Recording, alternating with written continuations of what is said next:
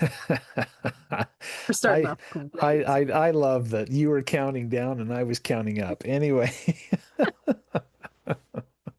Oh, we are winning today. oh, we are so winning today. All right, we are gathered again to talk about some other fun and exciting stuff. And as always, welcome, psych fans, to another fun-filled, action-packed day of psychology. We are back once again to talk about some fun and exciting things. And today it's a mystery for me. So Allison's really spearheading this. And I don't know exactly what we're going to be talking about. So I'm excited to see if I can jump on the topic and really run with things today. So she's really stretching my psychological abilities I today. have faith in you. All right. So Allison, what did you land on and decide that we were going to discuss today?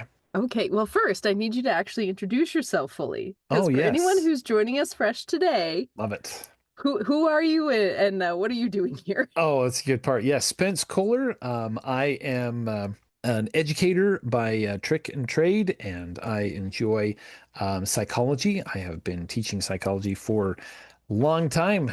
That's me. How about you? Okay, so I am Allison Fabricius coming to you out of a closet. Legitimately, my closet is my sound studio. So, also, it works metaphorically on many levels. So here we are. But beside the point for today, I am a lifelong learner who has been taking a crash course in therapy for the last 6 years of my life. I went to I decided my life was kind of broken and I couldn't keep doing what I was doing. And so I went to a therapist and they gave me some ultimatums and I wasn't willing to look at any ultimatums. So I went to new therapists until I found one that was a good fit. So I'm coming with 6 years of trial and error and experience. And I'm excited to talk to you today, Spencer, and to the wonderful people listening. So can I get a drum roll, please? I'm not exactly sure how to do that. I don't do it with my tongue. I don't know how. I can roll my R's, but drum roll, yeah, it's a little hard. All right, and there you go. There we You're go. set. So I want to talk today about what we do when we just kind of feel sad. Mm. We have, if you've been listening up to this point, we have given you a ginormous deep dive into trauma. We have given you a ginormous deep dive into trauma responses and windows of tolerance and all of the things. And if you can't tell, I've got a lot of that. So they're things that are all close to my heart. But there are also sometimes when I'm not triggered or I can't really tell that I'm triggered. I don't have my typical triggered responses. And nothing hard or bad is going on, Hmm. and I still just feel sad. Like now in our episode, our headbanging episode, which I am so excited for, that's coming at some point in the future. Wow. We will give you an explanation for that. It's a good idea to Uh, sneak that in there. but because I want to make sure it happens. I'm so excited. Oh yeah. We're gonna be talking about the joys of neurodivergency, and so some of what we talk about today is just a natural aspect of having neurodivergent. As an ADHDer, I have two modes, and basically it's I'm run, run, run, run, run, or I'm crashed. And so my life is kind of just a series of I'm in flow and I can do things and do things and do things and do things and do things. And then the other times, so part of this discussion we'll probably also be covering in that video, talking about just neurodivergence and that our brains just function differently and how do we support ourselves. And as a neurotypical, so as someone whose brain functions the way our world has been set up versus a neurodivergent where the world has not been set up the way that we function, there's just some inherent sadness and grieving that kind of comes along with being in a world that wasn't built for you. So we'll talk about that then. So I'm acknowledging right here and now for any neurodivergents in the group that are like, well, Allison, that's just you're crashed or you've just done a lot and now you're tired. Yes, I own that. We will have a fantastic conversation about that later. But also, and oh no, this also could be trauma. I'm giving you a lot of time to figure this out, Spencer. I'm Oh putting so yeah. much context so that I can Oh give you time yes. to figure out where we're going with this. But also I'm a context. Like every strengths finder, every personality, every human design, everything that I have ever taken always tells me that I'm all about context. Hmm. So for anybody who's not into context, feel forward to like fast forward to like 5 minutes and then rejoin us.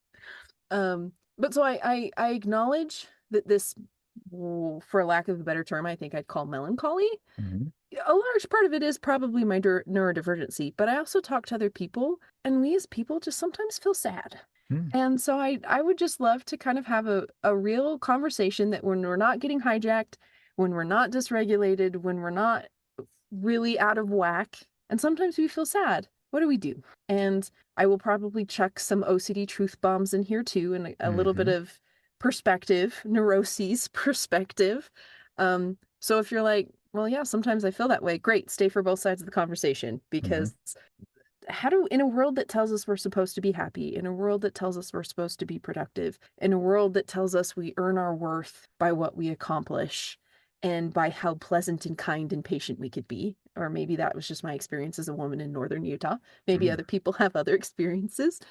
How do you cope in a world where sometimes you just feel sad and nothing's wrong and nothing's bad and you know you'll wake up the next morning and you'll keep going and keep putting one foot in front of the other and it will eventually blow over, but you're fighting against the fact that you're not supposed to be sad for no reason.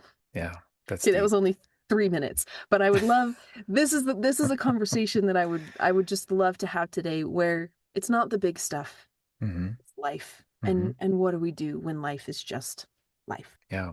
Now one of the things that I was thinking about as you were talking about and letting us know what the topic was today is my dad, love my dad, and his psychological answer to every problem was a multivitamin. And he's like, Spence, couldn't they just take a multivitamin and it would just be all right? So first and foremost, let me say this. Yes, taking a multivitamin for everybody is highly recommended. Yes, having good nutrition, good sleep habits, good exercise, all that is going to definitely help. And we will probably talk a little bit more about that a little bit later on. But that's very simplistic to something that is very, very, very complex.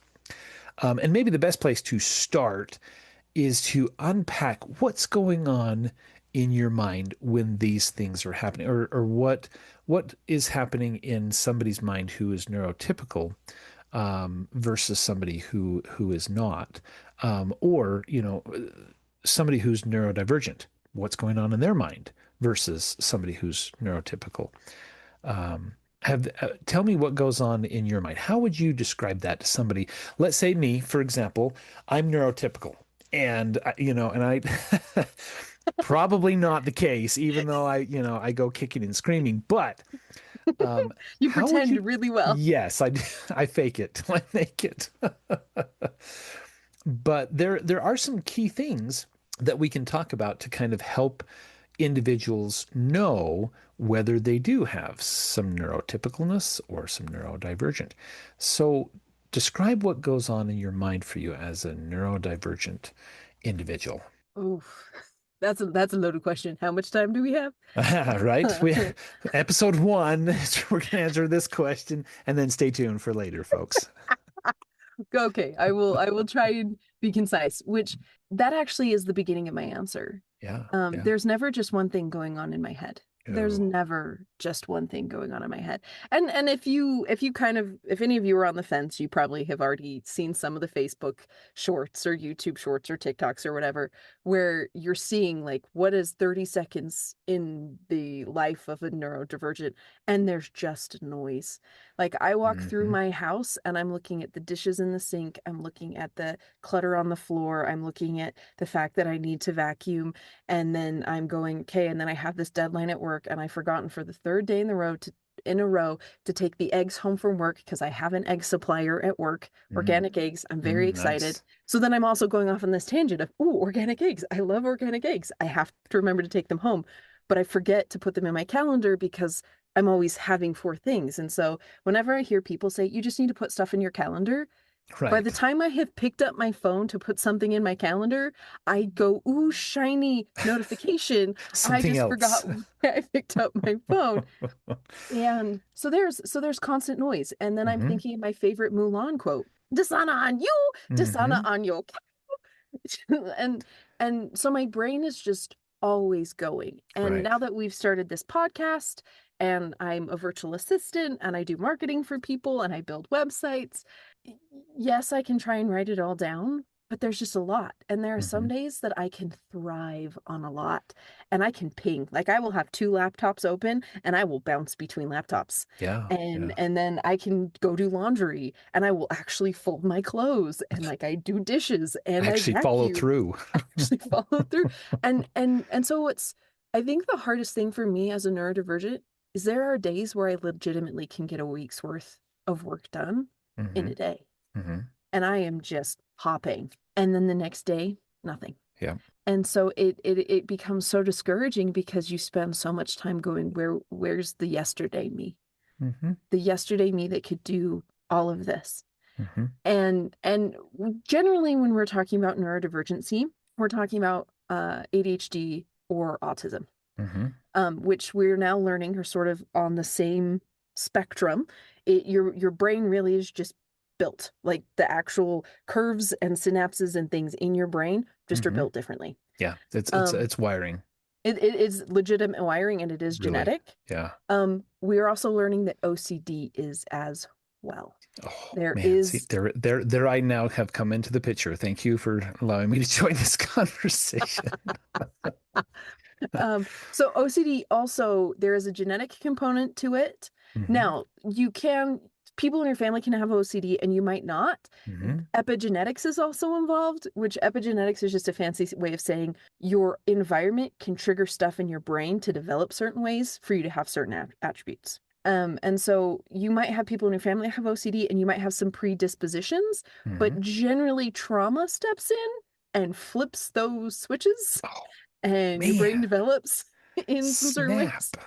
Um, and so OCD can also be part of the mix Hmm. because OCD is also a trauma response. It's genetic, but it can increase with trauma. And as I started, as someone with ADHD who is in a world that is not built for her, guess what happens a lot? Do tell. Trauma. So Mm. being a neurodivergent in a neurotypical world, you generally have 20,000 more microaggressions in Hmm. your life than a Hmm. neurotypical. I could wax eloquent. So but anyway, No, so you're good. You're going on a roll. This is fabulous. there's like that's what's happening. So the first part of this is what's happening in my head. And the Hmm. answer is my brain is moving about 7 times faster than my feet, Right. which also means that I have zero spatial awareness and I have bruises all over my body Yeah. most of the time because I hit tables, I hit chairs, I stub toes, I trip over stuff. Because I'm not in my body and Hmm. I'm not in my environment. I'm in my head. Right. How about time blindness? Time blindness shows up for me in three different ways, Mm. actually. So the Hmm. time blindness that I usually hear about Uh-huh.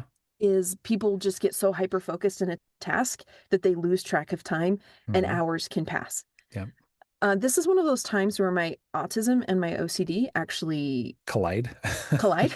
And Yeah. so OCD, autism, and ADHD actually collide so that Mm. time blindness like that doesn't affect me so much because Hmm. I'm so hypersensitive to being late. Yeah. I'm still late all of the time, but Uh-huh. I'm really anal about being late, so I always pay attention to the clock. Hmm. But the other part of time, and there's a YouTuber, I think they're called the late bloomers. Uh-huh. They talk about like the reverse of time blindness Uh-huh. or sort of like time dilation, where you think you can fit more into an amount of time than you actually Yes. can. Yeah. And that's the one that bites my butt Mm. all the time because on those superhero days where I can do it all, I can do tasks in 5 minutes or less. Hmm. And it's awesome. But that's 1 to 2% of my life. Any other time it takes me more time because I get distracted. And so I Right. think I in my brain legitimately think, okay, I can take for tonight, for example. I think that I can pull into my driveway, unload all of my groceries, make dinner, eat dinner, answer an email, get online with you, and start a podcast within 25 minutes. Right? As we know by the fact we started a half an hour late, that is not possible. And that's okay. That's okay. I roll with it. I'm okay if we And I surround myself with people who can roll with it because if they can't, the relationship doesn't last. it doesn't last very long. You're like, oh, forget you. Sorry. You can't handle my time blindness? No. No. It's not. And but then it also means that it drives me nuts because I also have a whole ton of friends that have the first kind of time blindness, Right. which they just aren't looking at the clock, they aren't tracking it. So I know that I need to give myself a 10-minute buffer. Uh-huh. Yeah. But then my structure kicks in and says, well, we need to start hounding everybody else because they're going to need a half an hour Mm-hmm. long buffer. Mm-hmm. But then I tell myself, but they're grown adults. They get to do that themselves. So then I don't. So then we start an hour late. So, Are we really grown adults here? I mean, no, not really. it's just, I think being a grown adult is an illusion. yeah, we're And faking it. well, and it was a bunch of people who had to work hard to survive, Mm-hmm. and they did it no matter the cost to their mental health or their Yeah. personal relationships. Yeah. And now we're the ones that have the bill because you can only stretch the human body so much before you snap. Right. And so whenever I talk to people who are like, ADHD is so much on the rise and people are faking, or what's with all of these weak people who have to have go to therapy, or what about all of these people who just have no respect for anyone else? And Right. I'm just like, we are the recipients of centuries of having to just push and push and push to survive. Mm-hmm. And now we're the ones that now we don't have to do that because we have some modern conveniences. Right. Our body's going, we've just inherited all of this generation of stress Mm-hmm. and worry and strain. We're done. So I'm a really big believer in generational trauma and Yeah. just that our body keeps the score and stores it until it all has to come out. Sure does. Yeah. So that's me. That's me as a neurodivergent. Yeah, no, and I think that's important. I think it's important to point out all these aspects because somebody might be going, along about their day, or maybe even listening to this podcast and going, "Oh, gee, do I really have this? Does my brain really work this way?" And I think it's important for this to come out because I can't tell you how powerful it is to really sit back, and not only that, but how powerful it is for somebody to come to you and say, "This is how my brain works. Doesn't yours?" So, for example, as you're, talking about some of these things, I can say, yeah, my brain does not necessarily work that way. I don't necessarily have these different things. I'm usually always on time to stuff, unless there's other extenuating circumstances. Like Um, your household of neurodivergence. right, right. And so there's always something going on, something happening and stuff. But outside of that, I can generally get myself, to places on time or early and stuff. So time blindness is not necessarily a big thing for me. So the next thing I want to ask you about, because I think it's another good thing to define and help people visualize, is narration or having a narrator. Do you have a narrator in your head? I have six. Okay, good. So we have six different narrators. Tell me what that's like. It mostly feels like I can never win. Yeah, yeah, Just because now these narrators can be different things. sure. Sometimes these narrators, and we've mentioned them, young parts of ourselves that are Uh-huh. stuck in certain places. So Okay, that's some of them. And based on their previous life experience, they are very loud about what we need to do to keep me safe. hmm. So we have those. And then we have other narrators that sound a heck of a lot like my parents. Yeah. And and no, I don't have a mini version of my mom in my head, or I don't have a mini version of my like this is not Kronk, shoulder angel, shoulder Right. devil. No. This is not what this is. But it is a voice that has a lot of their patterns. Hmm. It's a voice, and I grew up in a household where growing up, and from my perspective now, I think there was neurodivergence, but there was a whole ton of masking. We need to be normal. We need to be functional. You keep up this facade that we are good, contributing members of society, and we do what we're supposed to do. And that's just that was just the environment they'd grown up in. That was the environment I Sure. grew up in. Yeah. And so there's very specific like scripts in my head. Every time I go to the grocery store, it is really triggering for me because there is Hmm. no way to buy groceries for myself for a week for under $50 anymore. Hmm. There's just Hmm. no way.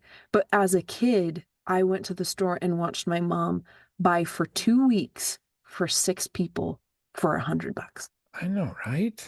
Now, mind you, inflation is real, but my Yeah. young parts that watched my mom go to the grocery store don't know that. Mm-hmm. All they know is that I'm an awful budgeter and I'm an awful grocery shopper and I'm irresponsible because I buy ice cream sometimes and breakfast sausage that's $5. Oh, And yeah. and so those are the narrators is I it's not just that I'm having my mom's example because and I watched her and for my young selves, she was my hero. She managed a household of 6 people. She made homemade bread. Every Friday night we went to Old McSandy's because as a Mm-hmm. family we couldn't afford to go to McDonald's. And so That's mom would true. make homemade buns and hamburger patties, and we'd chop up potatoes to potato wedges. And that's how I grew up. And so I have that script. That's what it looks like to be a good homemaker. Mm-hmm. That's what it looks like to provide for the people you love. And then I have the voice of this is what you're supposed to be like to be a good religious person. That they're running everything of just like, you shouldn't show this much skin, you shouldn't use this language, you should only watch this TV, you need to be reading your scriptures this much every day. Mm-hmm.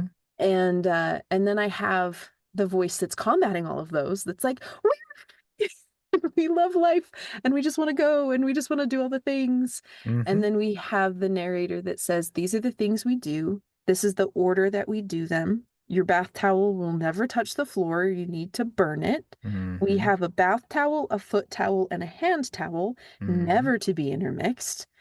And if you have anyone else in your household, do you know how hard that is to do? Oh, especially when you have got kids. It's an ever-loving nightmare. Yeah. So so those are the voices. And so very rarely is it just me in my head. Mm-hmm. The more that I'm healing, the more that I get brief glimpses of just like, ah. But then when I hear the my brain goes, we don't have enough to do. We need to do more so that we can prove our worth I because know. we have so much more that we could be doing. So we Uh-huh. need to edit the podcast and we need to prep for a week in advance and da, da, da, da. So it's like Mm-hmm. even when there's that rare moment, I'm just that's where some of the sad comes in Yeah. is but we are supposed to be doing. Mm-hmm. We're supposed to be working on things. And then you're hustling for your self-worth. Yep. Mm. Oh, I think you just summed up the episode Oh, right well, there there. we go. Thanks everybody for listening. We appreciate you coming to. No, that's I love how you describe that because it's really important to keep in mind that there are several different narrators that can be inside of our head narrating different things. Now, one of the things that I think really comes in and encapsulates it, and there's more to unpack here, but I don't want to dive in This is too just the terribly deep. beginning. Yeah, we're just scraping the surface here. But some of the tasks that you talked about, I think it's important to point out that simple tasks like going to the grocery store, simple tasks like taking a shower, getting ready for the day, shaving or putting makeup on, those things, when those narrators are firing and when your brain is running 100 miles an hour and your just thoughts are going all over the place, that's one of the reasons why it makes it so hard and so difficult. It's almost exhausting, right?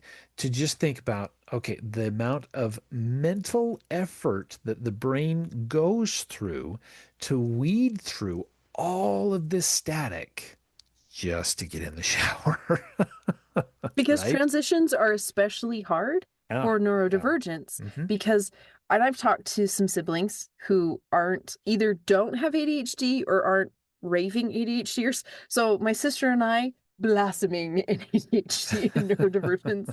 Two siblings were on the fence, but when we talk to them, it's like, so when you get in the shower, what do you do? Yeah. And she says, I get in the shower. Hmm. And if you were to ask me, what do you do when you get in the shower?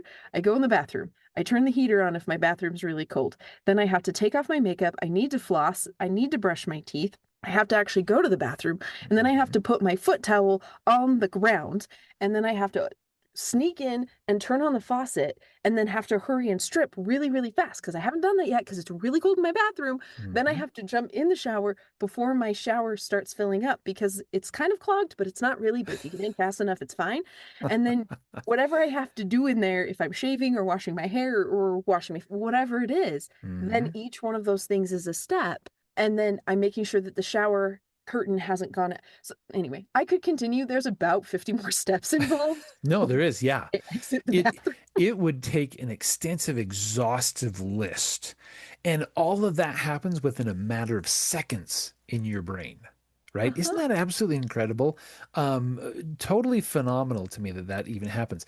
And see, that's the thing. When I was first discovering this about some of my family members and myself and the difference and stuff, it blew us away, just the difference. And I had family members ask me like, well, does this happen to you? Is this how your brain works? I'm like, no, nope. I just I turn on the water, get in the shower. And that's it. Well, isn't your brain running 100 miles an hour? And I will say this, no, not in that way. Is my brain constantly firing? Yeah. Am I daydreaming about 101 different things? Sure. Usually it's probably about something to do with Disney, I'm sure, because Fair. I'm a Support Disney, this. huge Disney fan. But outside of that, no, it doesn't happen. So hopefully some of this discussion gives everybody a perspective of saying, yeah, is this me? Is this not me? Now, one of the things that you mentioned was the OCD, and I said, thanks for inviting me to the party because that's where my neurodivergence comes into play, Mm. is in that OCD moment. So yeah, having all these different things or all these rituals or things that I have to go through in order to be okay with my OCD. And that's huge. There's certain, like for example, I have spray on deodorant, right? And I spray on the deodorant, but I have to make sure that my toothbrush and all all of my stuff is like put away Hmm. before I do that because it's just like, no, I can't do that. It's gonna fall and get in the bristles and everything. And I think about that. And if I happen to spray and I look down, I'm like, oh crap, I didn't put my toothbrush away. New toothbrush time. I'm done. I have to replace that. And I think it's interesting when you look at people who have OCD, because there's quite a few, and there's quite a few movie stars that have talked about their OCD and stuff. Yeah, I have been known to grab a door handle in a very different way than others. In fact, what's interesting to me is when I walk up to door handles in a public setting, some people can't even reach out and grab them. Okay. Some people will grab their shirt and like the lower part of their Long shirt. sleeves. I love Yeah, winter. right. I mean the And winter. they'll open up the door because they know a million people have been touching that. Um, I usually can see where it's worn, and then I touch the part that's least worn. Like I will physically take my right hand, grab the left-handed door, and open it up for myself. And my kids are like, "Dad, why do you do that?" Like, well, it's the path of least resistance. That's what it is. And for my OCD, it makes sense. But then again, I've had people who have pointed out some OCD things and they're like, you can do this, and I can't remember one off the top of my head, but like, you're okay with this? Like, you're worried about your toothbrush when you spray your deodorant, but you're not worried about this. And I'm like, nope, nope, because it doesn't make sense. And that's And something we need to pause and explain really fast yeah, is OCD is not consistent. no, It's not. And it's not consistent from person to person. My partner and I have two very different realms of OCD. So yeah, germ is usually the one that, or like wear and tear is the one that germaphobe. the germaphobe is the one that we see glorified Yep. or emphasized in TV. Sheldon is a huge example of not necessarily germophobia, but just being very stuck in his ways. I have to have this part of the sofa because airflow is perfect and all of these Hmm. things. And Right. he has to knock, penny, knock, penny. There are things, and so we tend to think that that's what OCD has to look like. And if you don't knock 3 times or if you don't do this thing, then you obviously don't have OCD. But it's important to realize OCD can attack you in places where you don't feel like you have control. or it's popping up where you can guarantee you have control. And so you seek having control there because you do not have control other places in your life. Yep. And so you'll see it get worse. So when relationships in my lives are upheaval, my germophobia gets way worse. Yep. Now, the towel thing is going to be the towel thing is going to be the towel thing probably for the rest of my life because you don't put your feet that have stood on the floor of a shower. Eh, Never mind. Yep. Yep. There are going to be some things that are probably going to be my things till my dying day. Uh-huh. But like the blanket, there's a certain part of my blanket, the tag part of the blanket always goes by my feet, and the other end of the blanket always goes by my face because I don't want feet in my face. Hmm. There are sometimes when I can let that go and I can just be like, you know what? It's not going to hurt me, Yeah. whatever. Uh-huh. And then if other parts of my life are in upheaval, that is the thing, that is the hill I will die on. That is the hill. And my ex-husband, Hmm. it drove him nuts because sometimes things that were a rule for months on end would one day not be a rule. Yeah. Or things that were in sort of the same apartment building as that thing wouldn't bug me at all. But Hmm. that thing had to be a certain way. And so it's important. This is my PSA, this is my soapbox, this is my thing. OCD isn't a one size fits all, and Hmm. it is not going to be consistent. Nope. And so instead of hating the person in your life for their inconsistencies, offer some compassion that it drives them just as much nuts as it drives you. Hmm. Because with a whole lot of willpower and a whole lot of effort, you can fight your compulsion, but something's got to give Yeah. somewhere. Yeah. If you're going to fight it, if you're going to put energy into fighting it, something else has to give. And generally, I would rather show up in relationships and at work and in housework than fight that compulsion Yeah. because that's the spoons that I have for the day. That's the Hmm. energy that I have for the day. Yeah. Okay, I've interrupted. I will get off my soapbox. I'll No, head no, back no. to You're good. No, spot on because I think you're right. It's important to unpack those little things. Because and well said too, because I'm sitting here thinking, yeah, that's exactly how it is. There's just some things that I like, for example, when the pandemic was around, I loved it. Everybody was wearing masks. I was like, this is my world, people. And one of the things that's really interesting is there are some offices, some places of work, and things like that where people have still adopted that, and it's okay, and it's a good, safe place because I know if I go in here, the people are going to be masked who are sick. And there are some cultures that still believe that there's some cultures that are like, yeah, if I'm masked, I'm going to be healthier. Now, we won't get into all the semantics of who's droplets or who's and all that kind of stuff. And some people were really, really, really upset by the whole entire mask mandate. But holy cow, I guess float back to when we were really, really healthy and people were not getting that sick because most people were masked. We were covered and stuff like that. So yeah, there's different things like that, and now masks are a little bit more allowed and a little bit more readily available, and so it made a whole difference to me. But there's other people like celebrities and stuff like that. That some of their kids were like, "Dad, are you a doctor?" For the first several years of their life, and now they had to sit them down and say, "No, Daddy's an actor, or Daddy's a singer, or Daddy's this." And just doesn't can't take germs that they're afraid of, are airborne and stuff. So yeah, it doesn't necessarily always make a whole lot of sense. And I love how you say extend a little bit of compassion and love and extend some understanding because it bugs us probably more than it does you because like I said, starting out with the doorknob, I have to reach around to I have to think, I use my okay, pinky. yeah, right, It's the grab pinky. grab the Grab the random pinky, part of the doorknob that no one's right? Or you wait for the next person to come through the door the opposite way.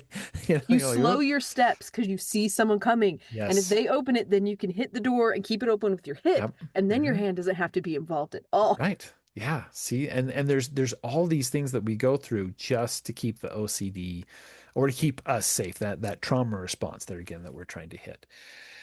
So, as you've been listening to this, one of the things that I hope some people take away from this is that yes, there are some differences in how the brain works, and there are some thought processes that are going on and happening. And they're not necessarily the same for everybody. Though a person may not be 100% neurodivergent all the time, it doesn't mean that it doesn't creep up. from time to time or come into play in some certain areas. So just because you're like, oh no, my brain doesn't do this, my brain doesn't do that, don't check it off. Don't write it off. Don't write neurodivergence off just yet. Because there is probably a little bit somewhere in there, probably because most of us have not lived our lives unscathed from trauma. Mhm. And if it really truly is a trauma response, which that's what scientists and theorists have been able to explain, then yeah, nobody has gotten out. Nobody has gotten out of childhood unscathed. It just did not happen. And Mm-mm. and that's okay. That's all right. But we do have to give a nod to it because it's important. It's important to understand and bring that certain amount of self-awareness to ourselves to say, well, yeah, maybe this is a case. Maybe this is a situation. Maybe this is something. Now, I don't know where you want to go from here, but I do have another question because I think there's one other thing we ought to describe for folks as far as neurodivergence is concerned. Okay, before you ask the Um, question, Go for I it. just want to put this disclaimer out here. Do One it. of the reasons why I say that is offer a little grace is Uh-huh. that's me talking to my hypercritical parts, Yeah. going, please be nice to me. Because I grew up because I grew up in a way where you followed certain guidelines, things were very strict and very laid out. I spent a lot of time going, well, if you aren't very strict and you aren't very structured and you're not very laid out, what kind of a person are you? So Yeah. then imagine when I grew up and the structure was gone and strictness went out the window because I just couldn't do it anymore. I was Hmm. exhausted. So Yeah. there's still that part of me that still looks at me and goes, what kind of piece of crap are you that you can't keep your crap together? Oh, yeah. And Yeah. that gets hard. So just and then I have, as I mentioned earlier, I'm surrounded by people in my life who are all neurodivergents. And so that hypercriticalness also comes up when I'm like, come on, guys, can't you just like muscle it through? And I have to pause and be like, how late were you to work today? And I'm like, never mind. Hmm. So just grace really goes a long way, even for myself. That's like the biggest reminder I have to give myself every day. Just Hmm. offer grace. Offer grace. And that's true for neurodivergence and like neurotypicals and neurodivergence. Yeah. We all could use more grace in our life. Hmm. Growing up, my mom would always say, normal doesn't exist except for as a setting on the washing machine. Right. And that's kind of a place where I have to live from now. Is just like Hmm. normal doesn't exist. And we think it does. And TV glorifies things and what we see from other people at work or around Hmm. us. It's so easy to point to them and be like, oh, you're just so normal. Yeah. No one is. Yeah. Normal legitimately doesn't exist. We have certain normalcy standards, maybe, but even then, I think that they are changing rapidly. Hmm. And so offering some grace that normal doesn't actually exist, I think. And if you can't give it to yourself yet, try to give it to other people and start there. Yes. And I will tell you, you've just unlocked the secret to so many challenges within relationships. So many challenges within marriages, with partners, with children, and then with yourself. It's really important, I think, for people to really sit with that for a minute and realize we all need that. And yeah, it's hard after, let's say, 20 some odd years of marriage when your neurodivergent partner does things that get on your nerves, right? That's hard. That is so hard, for people sometimes. But even then, even when it's the 20,000th time, you're still working and still giving and still providing space and grace, Mhm. space and grace, because it's hard. It is knocked down, dragged out hard, to go day in and day out with a racing mind, with time blindness, with people on your back because of these challenges that you face on a regular basis, and with very little accommodations that the world will allow. So, Mhm. yeah, you do need a break. And especially, you need a break from your loved ones. They need to be the ones giving you a break and saying, you know what? Hey, we're 30 minutes late to the movie. Let's just go grab ice cream. It's all right. Oh, but I made you miss the movie. That's okay. That's all right. Don't worry about it. We can catch it again, or we can catch the next showing, you know.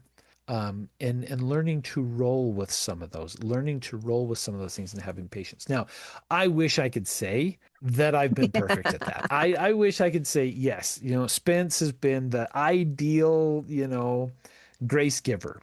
I haven't, but I've learned the hard way um, to connect those dots with my partner and with my family members and with my loved ones. That it just goes a long way just to be heard, to be validated, and especially when you get entrapped in those questions like, are you mad at me because we're late? No, I'm not. Yeah, take a deep breath, let it go. Be Elsa, let it go. Let it And go. and it's going to be okay. And it's hard too when you pair up a OCD and a neurodivergent and stuff. Like, oh man, that's an adventure right there. But the more grace and space we are giving other people, it makes the relationship so much better. People feel heard, they feel understood, they feel like you get it, even though sometimes it can be frustrating. And it's okay to be honest about your feelings. Yeah, I'm a little frustrated right now, but you know what? The bottom line and the important thing is I love you and you come first and you matter more, regardless if we're late, regardless if we're not. If we're missing, the first half of the show or whatever it is you're late to, if we're walking into the church building and you're halfway done with the service and everything, it's okay. It's all right. It's going to be fine. It's going to be okay.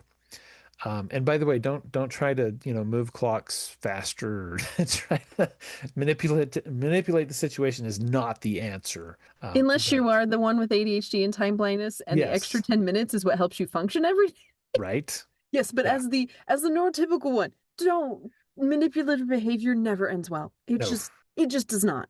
Nope. And managing does nope. Managing is something that I fall prey to so much in my life. Yeah. It comes from hypervigilance. It comes from never feeling safe. So I think that if I can manage people and I only say certain things at certain times in certain ways, or if I send a text at 15 minutes to and then 10 minutes to, and no, communicate clearly, then let it be. Just communicate and let it be. Yeah. Yeah. We're on a roll with this. This may be really, really good. I like unpacking a little bit more of this. Like I said, we didn't cover, No, let's keep a going. Let's 10th keep going degree. for another 10 minutes Um, and then we'll see if we have, because I'm curious what your question is now. I'm okay. really curious what your question is. So, neurodivergent people tend to have problems sleeping, or I mean, even first of all, getting to sleep, right? Hmm. But then after that, staying asleep, or what in the world happens when you wake up in the middle of the night, um, and the racing starts. So tell me a little bit more about that. Describe a little bit more of that to me. What is that like? So I need to be very careful. So in this case, I read a book where they're like, do not make me a spokesperson for all of these kind of people. I Right? cannot be a spokesperson for all neurodivergence, all ADHD people, because once again, this is kind of where my ADHD, my OCD, and my autism meet Yep. and kind of have helped me pretend to be a little bit normal. Hmm. But the piece that is that I always find interesting is I always hear when people are like, well, I lay down and I'm just immediately awake and my mind is racing and I'm Hmm. thinking about all of this thing that I did in third grade and still feeling embarrassment over it. That hits me when I'm like trying to lay down for a nap or like I hear somebody drive by or I hear a step on my porch or and my brain is just like, ah. But whenever anyone asks me, do you have trouble sleeping? I'm like, no, Nope. because I don't have trouble sleeping because I crash. There is no like there is no okay, it's 9:35. I should get up and I need to shower and clean my kitchen and do my nice bedtime routine and then I'm going to go lay down and plump up my pillow and then ponder and find some zen for a moment and then slowly drift off to sleep. No. Oh, that sounds No. nice. So before in certain stages of my life, I've done what's called biphasic sleep. Hmm. And I'm a huge proponent of biphasic sleep. They did it in the medieval times all the time. So you would go to bed with the sun You'd wake up in the middle of the night, have dinner, visit with people, do chores, knit, whatever, and then go to sleep for the second half of the night.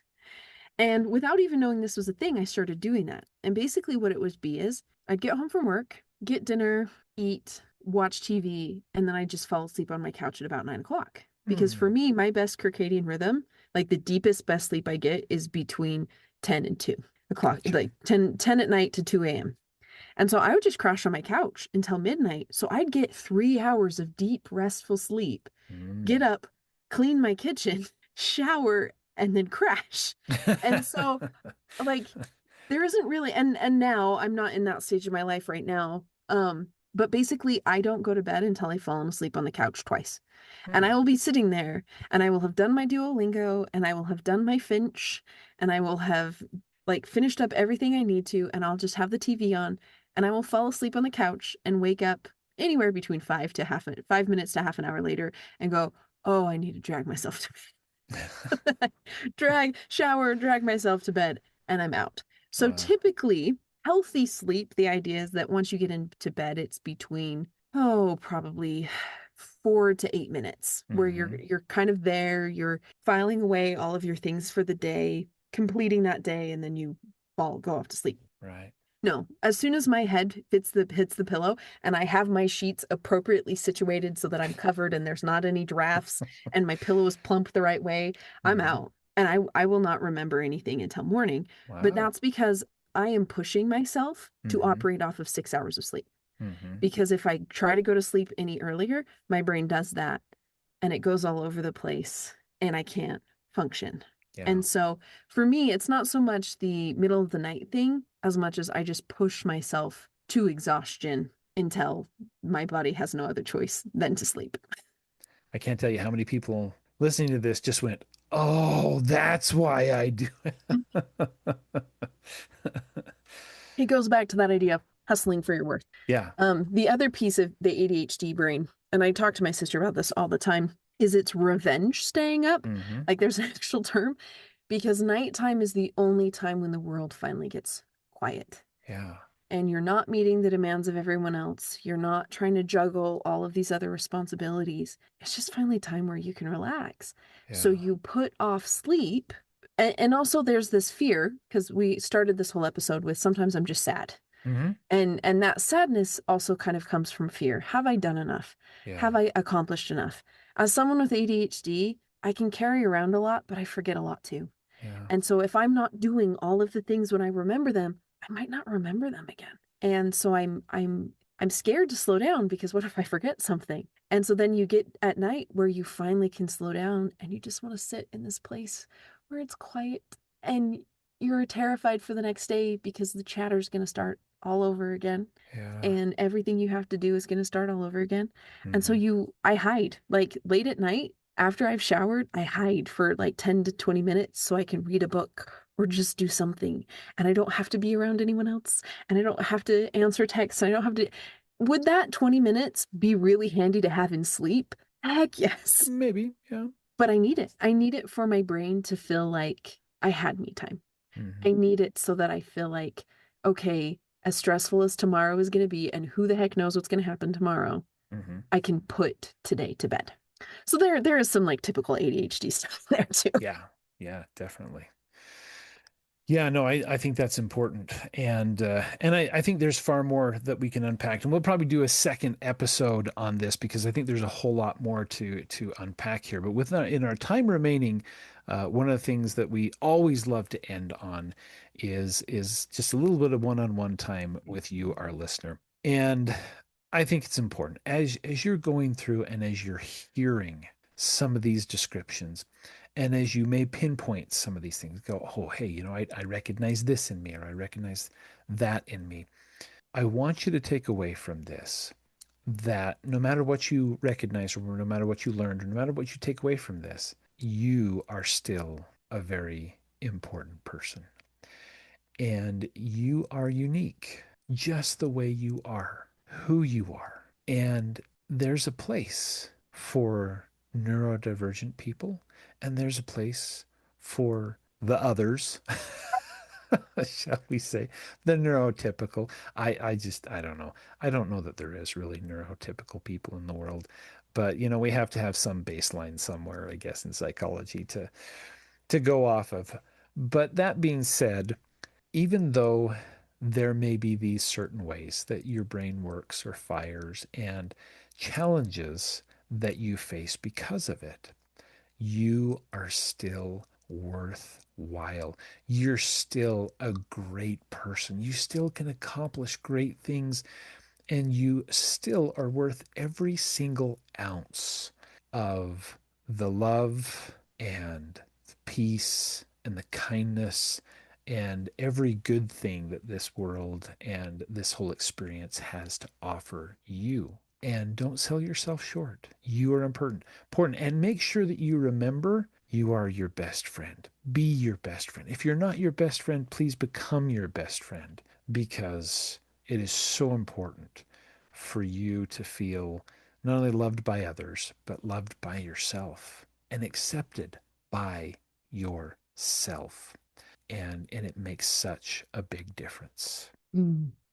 I kind of don't want to say too much because I don't want to take away from that because it's powerful and it's important to remember that. The one piece I would add is if you if you are struggling to love yourself, no amount of other people loving you will be enough. And I'm not saying that as like you're doomed. I'm not saying that as any of those things. But I've spent a lifetime looking at other people to try and show me they loved me because I was afraid to let myself love myself. But their love is never going to fill that hole.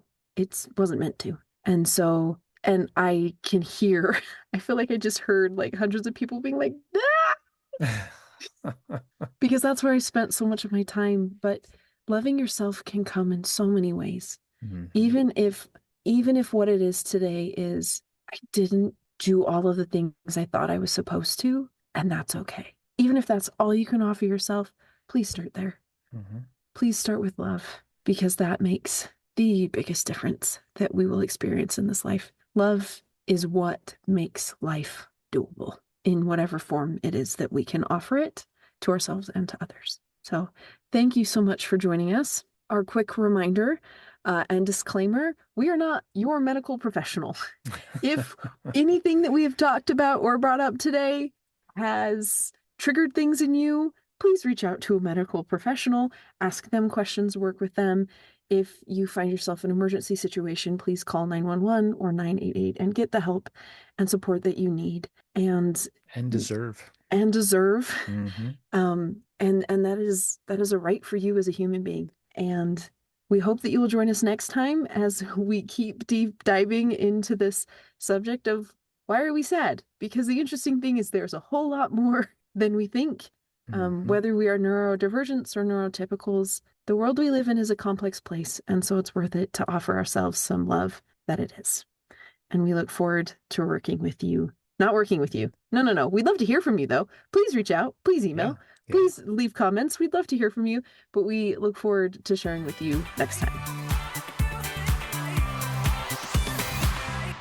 Now, our disclaimer for this episode. We are not your therapist. We are not your medical provider. We are here to give information and things for you to think about, but please seek your medical professionals if you are in need of support.